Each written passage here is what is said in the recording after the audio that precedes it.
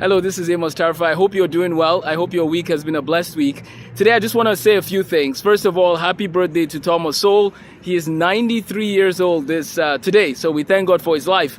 And in this video, I just want to briefly address a big topic happening in America right now, or a conversation happening, which has to do with the Supreme Court decision. There's actually several decisions that will spark some interesting conversations, I know, on Facebook, on YouTube, and so on and so forth.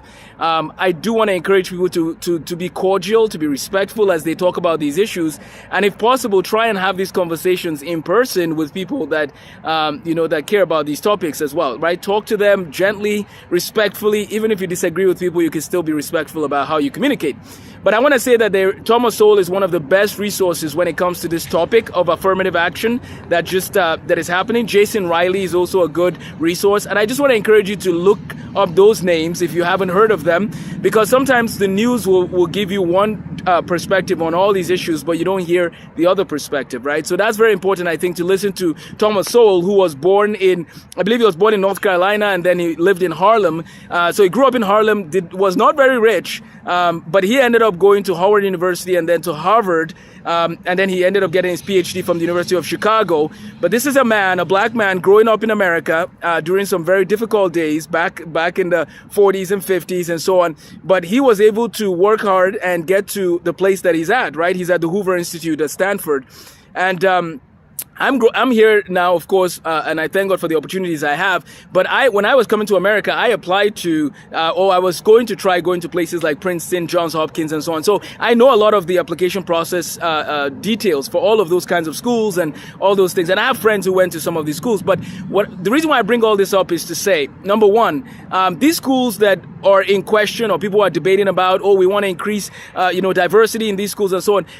Everyone should give their best, do your best with what you have, and if you can get into these schools, great.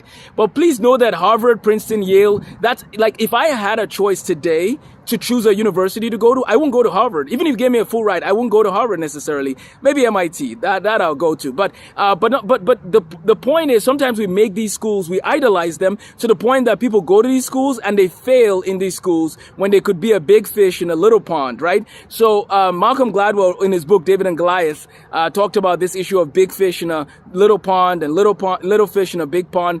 Gladwell, I wouldn't say I agree with all of his new books, but that book, David and Goliath, had some very good insight. And so I want you to be careful before people start debating and arguing about, we need more people to go to Harvard or Princeton or Yale of this background. No. We need people to do their best, go to the schools that they can go to, make the most of the opportunities they have, find a mentor to help them to navigate the terrain, right? Because one of the advantages of the Ivy League schools is the networking opportunities you get.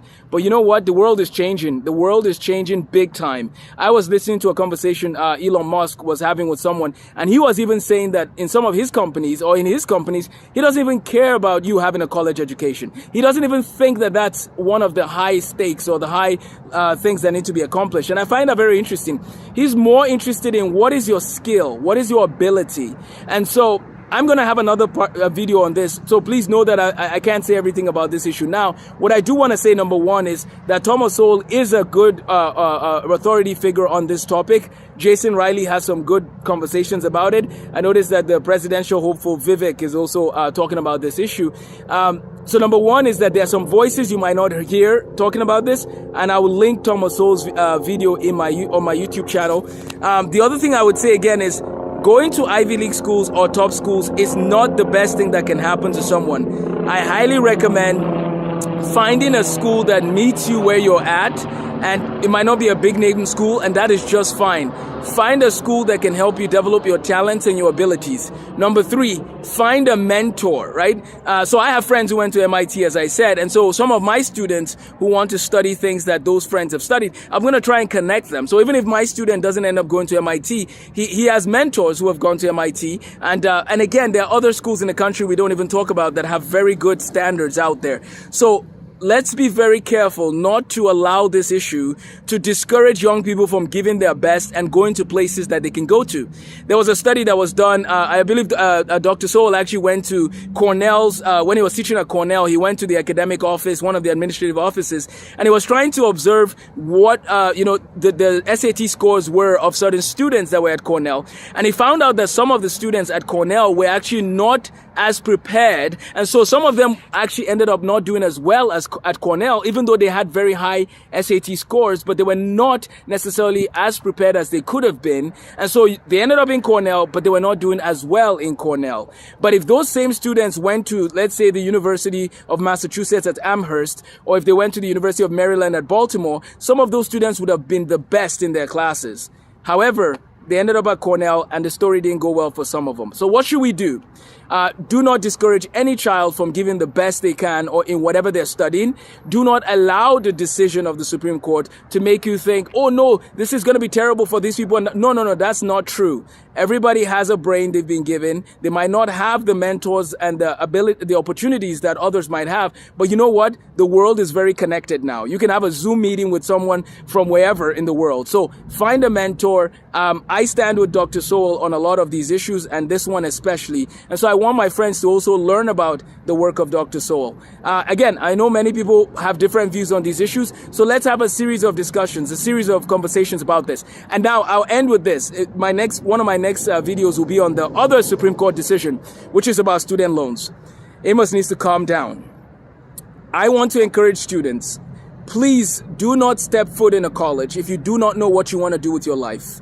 Do not step foot in a college taking student loan debt if you do not know what you want to do with your life. Why is this important? Because imagine if you go to college for 2 years and then realize, you know what, I have no interest in this thing I'm studying, but now I have student loans to pay back. Imagine if that were to happen.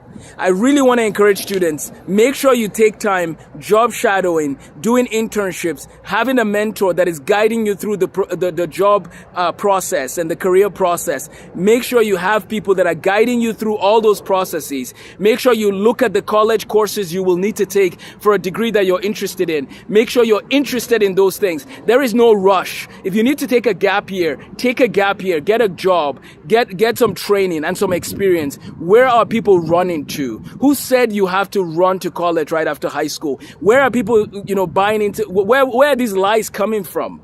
You can learn a lot of things that you would learn in a traditional college. You can learn that for free online, and you could go test out of some of those courses at some of the local colleges. There's a lot of things that are just upside down in our education system in America. And so number one, do not idolize any school, no matter what that school is. Instead, find problems that you want to solve in society. Find people that are in that field. Begin to network, get a mentor. Number two, please do not go to college if you do not know what you want to do with your life. And please read some good books from Dr. Thomas Sowell, from Jason Riley, from other authors out there that are talking about life, right? I think of people like Zig Ziglar, John Maxwell, some good books on leadership, on career, on training for life. Spend time doing that and reduce time that is spent, of course, on social media, except watching this video, which I hope has helped you ponder some of these ideas. So there's a lot more that could be said on this, but I just want to really encourage people to be careful with the decisions they make when it comes to college and life. Find a mentor. We're going to be doing more gap year programs as I transition in my role in my workplace. I'm really hoping to do more with education and more with gap year programs. So please send me an email if you have any questions on that. By God's grace, my kids, are going to go to school in America, of course, but I'm more interested in the fields they're interested in and the things they can make an impact in. And if they don't go to Harvard, Princeton, or Yale, that is just fine. Even though, by God's grace, I'm going to encourage them to be the best, to get a perfect score on whatever exam they take. But you know what? Even at the end of the day, even with that, we still need to then go back and ask, are your classes aligned with the goals you have for life? And if Harvard doesn't have those classes, or if those classes are not ideal from Harvard, then the children can go wherever. University of North Dakota, University of whatever university will help them flourish. And while they go there, of course, our prayer is that they're ambassadors there as well. So anyways, ambassadors for Christ. That's what ultimately matters, is that they live lives that make sense. Sorry, this video ended up getting a little too long, but let's keep the conversation going, and let's be kind to one another as we talk through this. God bless, take care, and thank you for your time.